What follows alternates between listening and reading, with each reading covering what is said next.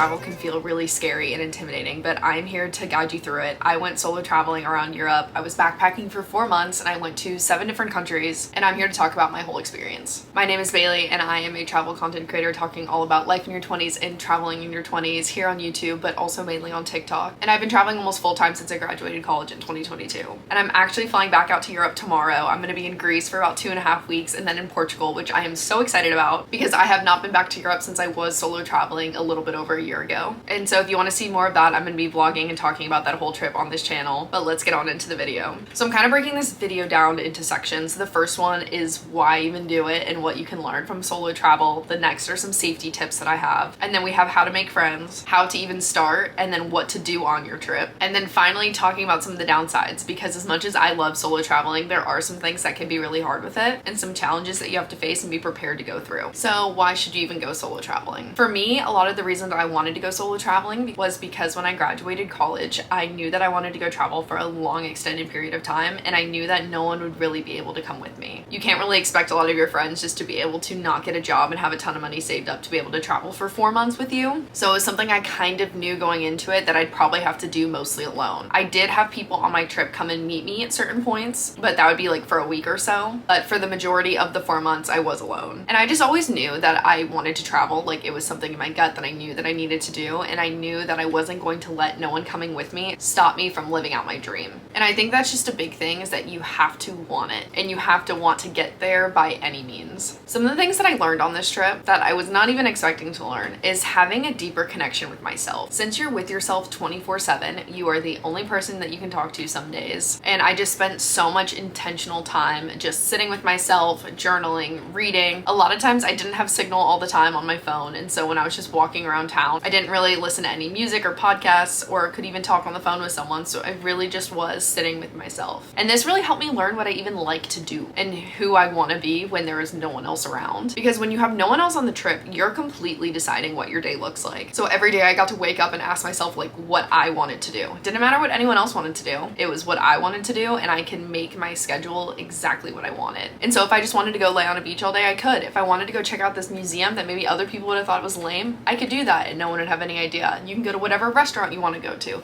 Everything is in your control, and so you get to pick and choose exactly what you want your trip to look like. And then it really helped when I got home because I felt like I understood more what I like to do on my own, and I was a lot more comfortable doing things at home on my own. Another thing for me, at least, I am more of an introvert, so it definitely got me out of my comfort zone. When you are backpacking Europe or maybe even solo traveling, you a lot of times stay in hostels, and so if that's sharing a room with like 8 or 9, 10 other strangers, and you really have to put yourself out there to make friends, because if you want to have friends to go to the museum with or go to the beach with or just have someone to talk to at dinner, you have to put yourself out there to do it. So it definitely pushed me outside my comfort zone. Also made me have a greater sense of confidence in myself, because there were so many times when things would go wrong. I mean, you're traveling, nothing ever goes perfectly right, and you are the only person that can fix that situation for yourself, which yes is putting a lot of pressure on yourself, but is also teaching you to problem solve and to have confidence in yourself that you will figure it out and that you will get to where you need to go. I used to be such an anxious traveler, and now I just kind of go into it with, if it goes wrong, I'll figure it out, because I always figure it out.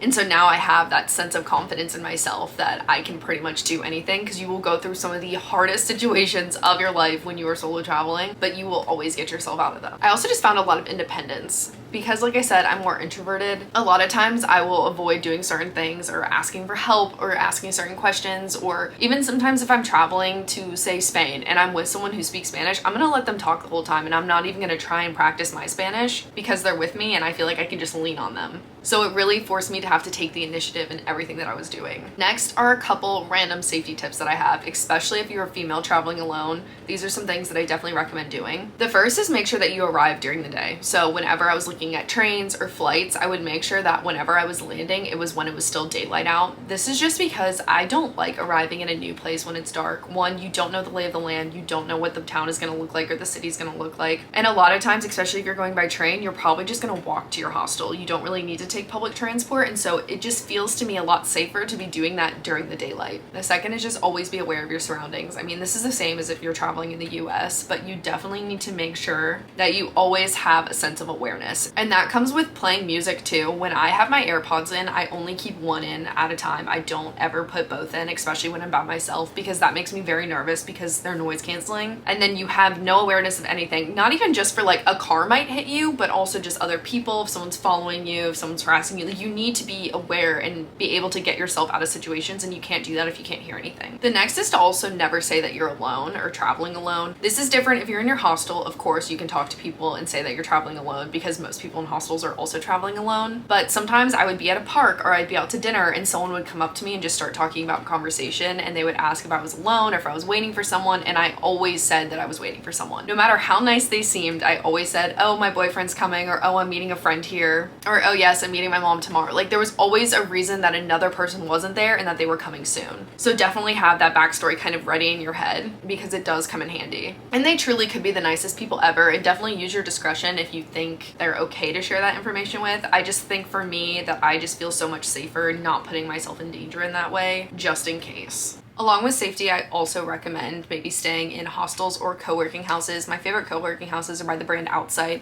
I'll leave a link in the bio that will get you to their website. They're amazing spaces where you can meet other digital nomads. But I usually feel safer in one of those two options because there are other people around. And when there are other people around that know you exist or are there to say something or help you in any way, it just makes me feel a lot safer, because if I was in a hotel or an Airbnb, you just don't have that same security. And it really is all on you if anything was to happen. Next is how to make friends while you're solo traveling. And so this one might seem really hard, and you might be going, I'm going on this trip alone. How would I ever make friends? Like, that just seems impossible. But I promise you, it is one of the easiest things ever. Especially when you're alone, you're so much more likely to just go up to people and start talking to them and really putting yourself out there. At least for me, when I travel with a group, I'm really only gonna then stay confined in that group, and I'm not really gonna try and branch out and talk to other people because I have all the friends that I need that I came with. And you really start to see how most people are just open to starting a conversation and seeing where it goes. So the first is something that I mentioned before, but that's either staying in hostels or co-working houses. Both of these are going to be places that you're staying that are filled with other people who are probably also solo traveling. But then a lot of times they also host events, like they'll host dinners or excursions or anything that you can join up on, and then you're put in a situation where you're going to meet other people. There were so many times on my solo trip where I would literally just like step foot into my hostel, and the girls in my room or the people that are in my room would just be so quick to invite me to go do anything that they were doing. When I was in Granada, Spain, I literally set my stuff down in my hostel room, and there were 3 girls in there, and we just started talking. They ended up inviting me to these Arabic baths, and they were meeting up with some guy friends that they had because they were all on study abroad. And we ended up having the best time, and then I ended up spending the rest of the weekend with them, and they just dragged me along to all of their plans because we all just hit it off. So you just never know when these things are gonna happen. And then later that night when they left, I met a new girl who was also in my room, and we ended up hanging out in the living room of the hostel till 1 a.m. learning to draw by this Italian artist who was just in there, and we just had so much fun laughing and eating dinner together. And you really just never know what's gonna happen as long as you make sure that you're open to letting the situation happen. If you're sitting in the corner super closed off, down with your head in your phone, you're just never gonna meet people. The next would be meeting people on tours. And so when I was in Belgium, I ended up doing this Belgian beer tour, which was so fun. I completely recommend it. It's on Get Your Guide. I'll also link it down below. But this is also another tour where I was super out of my comfort zone because I had to go to this thing alone. So I showed up, I was sitting there, I ended up getting adopted by this family, and we all just had so much fun talking and hanging out. And then I saw there was another group on the tour who were more people my age. And after the tour was over, I worked up the courage to go up to them and ask them if they were going out after, and they said yes, and we ended up going out after. And so we all ended up going to another bar together, getting more drinks, hanging out, and then we ended up at McDonald's till like 2 a.m. And then they ended up also being in my hostel. So then we all hung out the next day too. And then the last one that I've kind of already touched on is just being open to talk to new people. Sometimes I just go up to random people and ask them if they could take a picture of me, and then I usually take one of them, and then maybe that could strike up a conversation. Or if you're just walking along the streets and you see someone. There was one time when I was just journaling in the park and these 2 girls came up to me and we all just started talking because we were around the same age. And then we ended up going to watch the sunset together in Florence, and then we went out to dinner together. So you just never know what could come of these experiences where you're just talking to new people. And honestly, because of the way that I was traveling in hostels, I was with other people probably 50% of the time. Yes, the other 50% I was completely alone because you're never guaranteed that you're gonna make friends every single day of your trip, but there was a good majority of the time where I had a group to hang out with. Our next section is how to start solo traveling, and I think for me this started with a lot of research. I researched videos like this talking about safety and just how to travel as a woman solo. I researched the places that I was going and how safe they would be. I just knew everything. I made sure I understood the public transport system. I was reading the reviews on everywhere that I was staying.